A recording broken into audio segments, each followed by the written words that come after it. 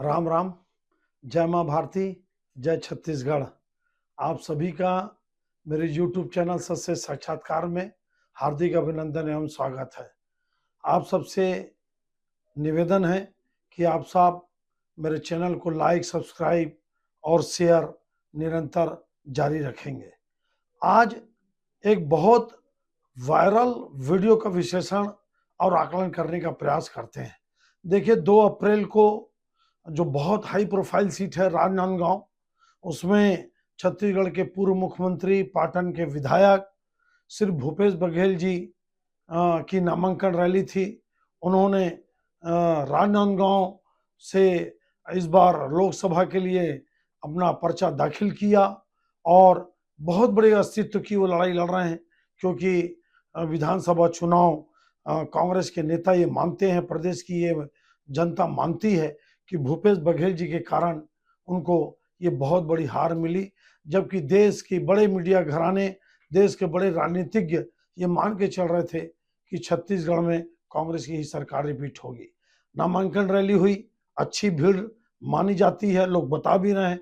और कुछ media, print media के लोग बोले कि बहुत अच्छी रैली नहीं थी।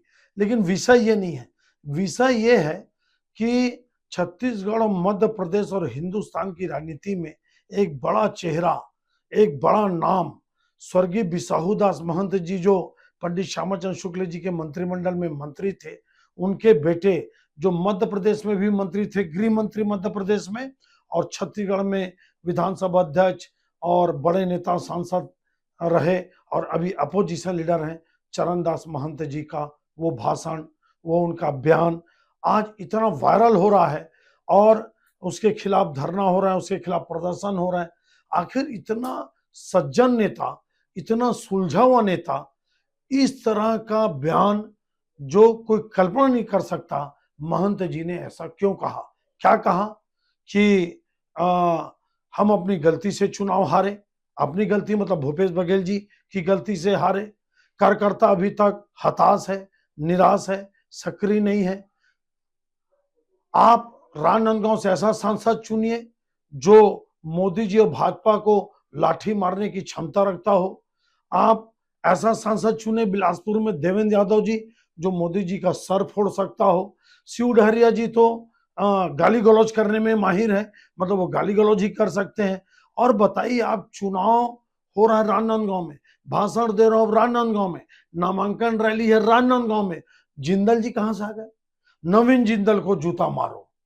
अब इसी का आकलन करते हैं और विश्लेषण करने का प्रयास करते हैं। मेरे को देखिए, अचानक एक बात याद आ गई। शोले फिल्म का एक डायलॉग था, अमिताभ बच्चन जी मौसी जी से एक रिश्ता करने जाते हैं धर्मेंद्र जी के लिए। हेमा मालिनी मौसी जी की बेटी रहती है या उनकी भतीजी रहती है। देखो मौसी, बहुत अच्छा लड़का है लेकिन वो जुआ खेलता है। देखो मौसी जी, वो बहुत अच्छा लड़का है लेकिन कभी कभी कोठे में भी चल देता है। देखो मौसी जी, मेरा दोस्त बहुत अच्छा है, वो डाका भी डालता है।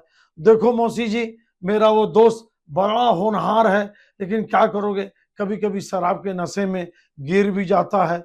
मतलब आप अच्छाई बोल रहे हैं कि उसकी बुराई कर रहे हैं कि चरणदास महंत जी एक साथ भूपेश बघेल जी, देवेंद्र यादव जी और शिव डहरिया जी तीनों को निपटाना चाहते हैं क्या? मैं ये मानता हूं, मेरा ये आकलन और विश्लेषण है कि चरणदास महंत जी ऐसा जो बयान दिए हैं वो मेरे गले नहीं उतरता।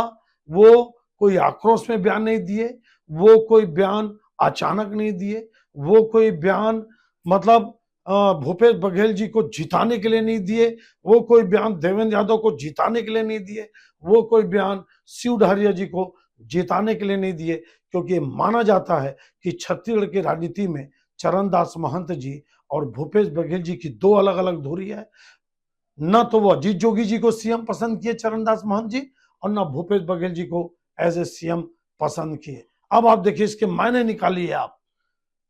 आप देवेंद्र यादव जी को लठैत साबित कर दिए, क्योंकि चर्चा चल रही है कि बिलासपुर में अगर यादव को ही उतारना था तो आप बिहार के यादव को क्यों टिकट दिए, एक बाहरी यादव को क्यों टिकट दिए, जबकि बड़े बड़े नाम आपके वहां के महापौर यादव हैं, वहां के और भी विष्णु यादव जी बड़ा नाम है, और भी बड़े बड़े नाम हैं। द्वारकाधीश यादव को आप दे सकते थे जो 2-2 बार से एमएलए जीता, और आप सीधा बोले कि ये देवेंद्र यादव जी मोदी जी का सिर को फोड़ सकता है। मतलब एक प्रकार से उसको आप इतना बड़ा क्रिमिनल बता दिए, इतना बड़ा उसको लठैत बता दिए। अब वो बेचारा बिलासपुर में चुनाव लड़ेगा कैसे? अब आप खुद समझिए आप। उसी तरह से भूपेश बघेल को आप क्या बोले? आप ऐसा सांसद चुनिए जो लौठी चला सकता हो और मोदी जी को मार सकता हो या भाजपा को पीट सकता हो। बताइए आप, मोदी जी की एक तो लहर चल रही है, मोदी जी के खिलाफ जो बोलता है उसकी राजनीति लगभग इतिश्री हो जाती है, और आप राजनांदगांव में ऐसा भाषण दे रहे हैं और आप ये बोल रहे हैं कि कार्यकर्ता अभी तक हताश है, कार्यकर्ता अभी तक निराश है। ये कौन सी भाषा है? आपको तो ये बोलना था कि कार्यकर्ता, अगर वो भूपेश बघेल को जिताना चाहते तो वो ये बोलते कि कार्यकर्ता हार के सदमे से ऊपर उठ गया है, कार्यकर्ता फिर से एनर्जी आ गया है, भूपेश बघेल के चुनाव लड़ने से कार्यकर्ता जोश में। आप ये न बोल के आप ये बोलते हैं कि कार्यकर्ता अभी भी हताश है, निराश है और उसके में जोश नहीं है। शिव डहरिया के बारे में आप क्या बोल दिए? ये गाली गलौज करने में माहिर है, ये गाली गलौज बहुत अच्छे से करता है। मतलब ये क्या जांजगीर के लोगों के साथ तो गाली गलौज करेगा? अगर जांजगीर के लोग वोट देंगे तो या जिताएंगे तो? या आप क्या बोलना चाहते थे कि वो मंत्री रह के आरंग में 5 साल गाली गलौज किए इसलिए चुनाव हार गए? और उनका रिकॉर्ड देखिए आप, शिव डहरिया जी कई बार गाली बक चुके हैं आरंग में। तो देखिए आप, जो काम भारतीय जनता पार्टी करना चाहती थी नहीं कर पा रही थी, वो काम चरणदास महंत जी बड़ा अच्छा किए। शोले फिल्म के अमिताभ बच्चन बनकर ये कांग्रेस को निपटाने गए। कांग्रेस के उनके मित्र आपके भूपेश बघेल, देवेंद्र यादव और आपका शिव डहरिया, तीनों को निपटाने गए। एक प्रकार से तीनों का रिश्ता मांगने गए थे। किससे? जनता से। और उनको शराबी बता दिए, उनको गंजड़ी। मतलब मैं शोले फिल्म के डाला के हिसाब से बता रहा हूं, क्या बुराई नहीं की है भूपेश बघेल और देवेंद्र यादव और शिव डहरिया जी का। ये बड़े चतुर खिलाड़ी हैं चरणदास महंत जी। इनकी पिता बड़े नेता, ये खुद बड़े नेता, इनकी पत्नी सांसद, मेरे को नहीं लगता केंद्र में मंत्री, विधानसभा अध्यक्ष, मेरे को नहीं लगता मध्य प्रदेश में मंत्री। इतना बड़ा नेता इतनी हल्का बयान देगा।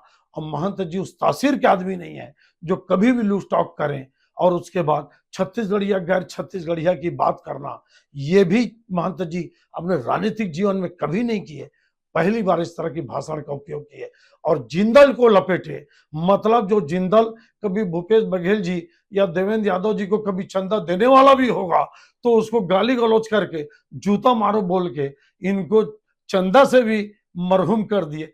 कुल मिला के मेरा आकलन विश्लेषण ये बोलता है कि चरण महान जी ये तीनों को निपटाने का खेल खेले हैं और बहुत बुरी तरह निपटाने का ये इन्होंने बयान दिया। इस बयान को भारतीय जनता पार्टी ने लपक लिया।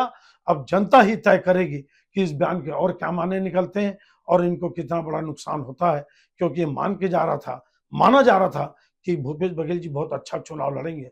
लेकिन महंत जी के इन बयानों से खासकर 3 लोकसभा सीटों पे भारतीय जनता पार्टी को बैठे ठाले इतना शानदार मुद्दा मिल गया जिसको ये चुनाव तक न्यूट्रलाइज न भूपेश कर पाएंगे, न देवेंद्र यादव, न शिव डहरिया जी।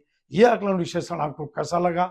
शोले फिल्म के मौसी जी को और अमिताभ बच्चन को आप याद रखना, उससे को रिलेट करने की कोशिश करना, कमेंट्स करके बताना और जरूर मेरे चैनल को सब्सक्राइब लाइक करते रहना। आप सबका बहुत बहुत धन्यवाद। जय हिंद, जय मां भारती, जय छत्तीसगढ़।